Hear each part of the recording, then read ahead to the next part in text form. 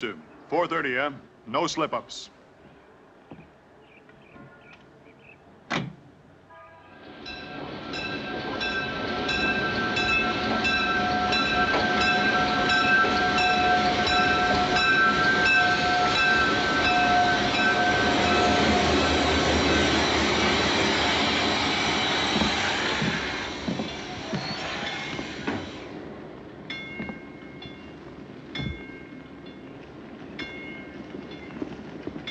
Mr. Carney? That's right.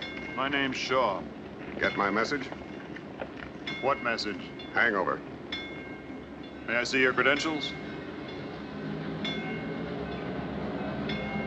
Mrs. Wilson, Hi. Haggerty, Schultz, and Kelly. Glad to make your acquaintance. Yeah, I got your message. You're a careful man, Sheriff. Not always. This seemed like a good time to be, though. We always have to be. May I see your credentials? I've got a limousine ordered for 4:30. It'll be parked right here. Good. State police have 5 cars on the road from Weatherby. Excellent. I guess that's about it. Not quite. You can still be of help to us. We'll have to check all of those stores facing the station. Mr. Carney, I know every proprietor in this town. You can take my word for it. I can't take your word for anything. I'm sure they're okay. Just routine. All right, boys. We'll park the limousine between the tracks when the special arrives.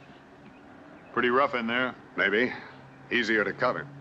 All state police cars can go in there, too. All right. Oh, who lives up there in the hill? Pop Benson, his grandson and his daughter-in-law. We'll check it. Mr. Carney, if there's one place in this town doesn't need checking, it's that one. Pop Benson used to be in the Secret Service himself. For a bad ticket retired him. Pop Benson? You don't mean Peter Benson? That's right. Well, I'll be a monkey's uncle. What do you mean? Oh, Pete Benson used to be my old boss.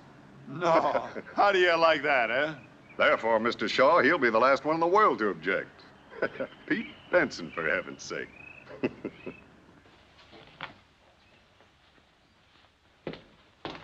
Probably a rectifier.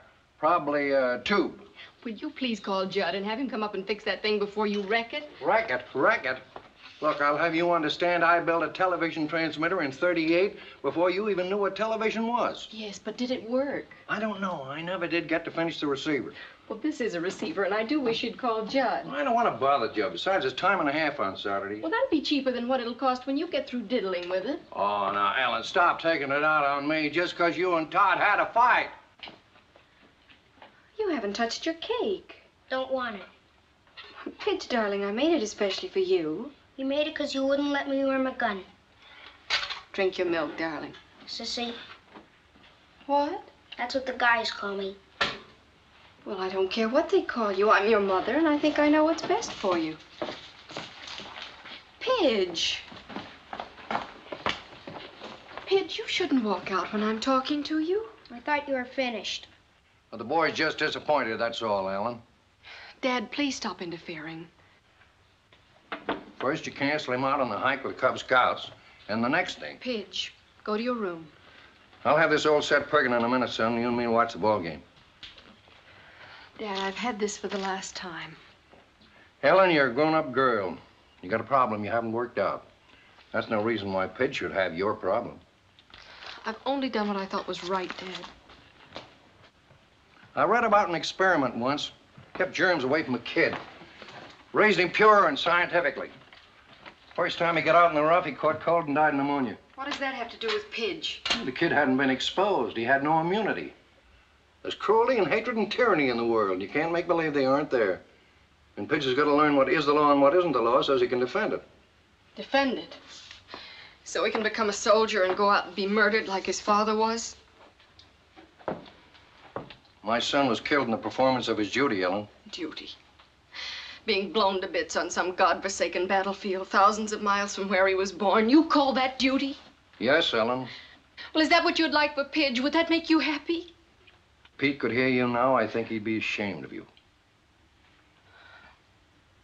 How can you say a terrible thing like that? When the old boys wrote those words, life, liberty, and the pursuit of happiness, They sounded mighty nice. But they wouldn't have been worth a plugged nickel if somebody hadn't made them stick. Grandpa! Grandpa! Grandpa! The window! Look out the window! Golly! What is it? Coming down the mountain from Weatherby. A whole raft of state troopers. See 'em?